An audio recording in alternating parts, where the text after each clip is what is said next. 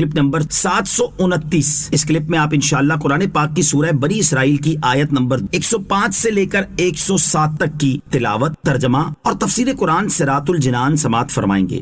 بسم اللہ الرحمن الرحیم۔ ترجمہ، اللہ کے نام سے شروع جو نہایت مہربان رحمت والا ہے۔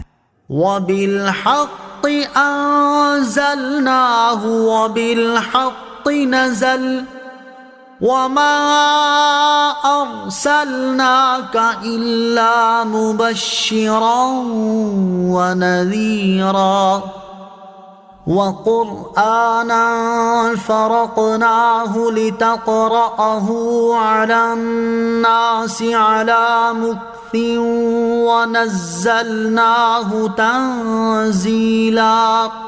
ترجمہ، اور ہم نے قرآن کو حق ہی کے ساتھ اتارا اور حق کے ساتھ ہی یہ اترا، اور ہم نے تمہیں نہ بھیجا مگر خوشخبری دینے والا اور ڈر سنانے والا، اور قرآن کو ہم نے جدا جدا کر کے نازل کیا تاکہ تم اسے لوگوں پر ٹھہر ٹھہر کر پڑھو، اور ہم نے اسے تھوڑا تھوڑا کر کے نازل کیا۔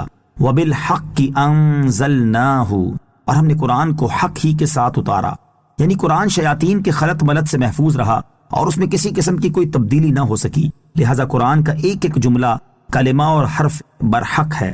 ہر بیماری سے شفا کا عمل۔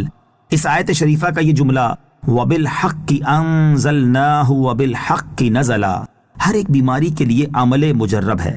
مرض کی جگہ پر ہاتھ رکھ کر پڑھ کر دم کر دیا جائے تو بِإِذْنِ اللہ بیماری دور ہو جاتی ہے۔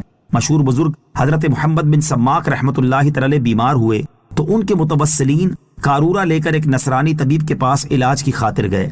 راستے میں ایک صاحب ملے، نہایت خوبصورت اور خوش لباس، ان کے جسم مبارک سے نہایت ہی پاکیزہ خوشبو آ رہی تھی۔ انہوں نے فرمایا کہاں جاتے ہو؟ ان لوگوں نے کہا کہ حضرت ابن سماک رحمۃ اللہ تعالی کا قارورہ دکھانے کے لیے فلاں طبیب کے پاس جاتے ہیں۔ انہوں نے فرمایا سبحان اللہ، اللہ کے ولی کے لیے خدا کے دشمن سے مدد چاہتے ہو؟ قارورہ پھینکو، واپس جاؤ اور ان سے کہو مقام درد پر ہاتھ رکھ کر پڑھو بالحق انزلناہ وبالحق نزل۔ یہ فرما کر وہ بزرگ غائب ہو گئے۔ ان صاحبوں نے واپس ہو کر حضرت ابن سماک رحمۃ اللہ تعالی سے واقعہ بیان کیا۔ انہوں نے مقام درد پر ہاتھ رکھ کر یہ کلمے پڑھے تو فوراً آرام ہو گیا، اور حضرت ابن سماک رحمۃ اللہ تعالی نے فرمایا کہ وہ حضرت خضر علیہ السلام تھے۔ وَقُرْآنًا، اور قرآن کو ارشاد فرمایا کہ ہم نے قرآن کو 23 سال کے عرصے میں جدا جدا کر کے نازل کیا تاکہ اس کے مضامین بآسانی سننے والوں کے ذہن نشین ہوتے رہیں، اور ہم نے اسے تھوڑا تھوڑا کر کے حالات و واقعات کی ضرورت کے مطابق نازل کیا۔ قُلْ آمِنُوا بِهِ أَوْ لَا تُؤْمِنُوا إِنَّ الَّذِينَ أُوتُوا الْعِلْمَ مِنْ قَبْلِهِ إِذَا يُتْلَى عَلَيْهِمْ يَخِرُّونَ لِلْأَذْقَانِ سُجَّدًا۔ ترجمہ، تم فرماؤ اے لوگو، تم اس قرآن پر ایمان لاؤ یا نہ لاؤ، بے شک جن لوگوں کو اس سے پہلے علم دیا گیا جب ان کے سامنے اس کی تلاوت کی جاتی ہے تو وہ ٹھوڑی کے بل سجدے میں گر پڑتے ہیں۔ قل، تم فرماؤ۔ ارشاد فرمایا کہ اے حبیب صلی اللہ تعالی علیہ وآلہ وسلم، تم ان لوگوں سے فرما دو کہ اے لوگوں، تم اس قرآن پر ایمان لاؤ یا نہ لاؤ، اور اپنے لیے نعمت آخرت اختیار کرو یا عذاب جہنم، وہ تمہاری مرضی ہے۔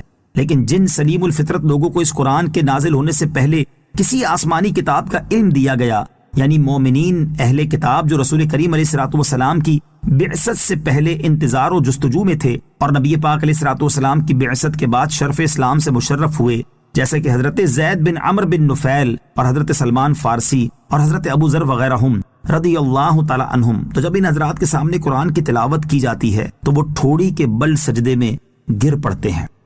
صلو علی الحبیب صلی اللہ تعالی علی محمد صلی اللہ تعالی وسلم۔ مجھے اپنی اور ساری دنیا کی لوگوں کی اصلاح کی کوشش کرنی ہے انشاءاللہ عز و جل۔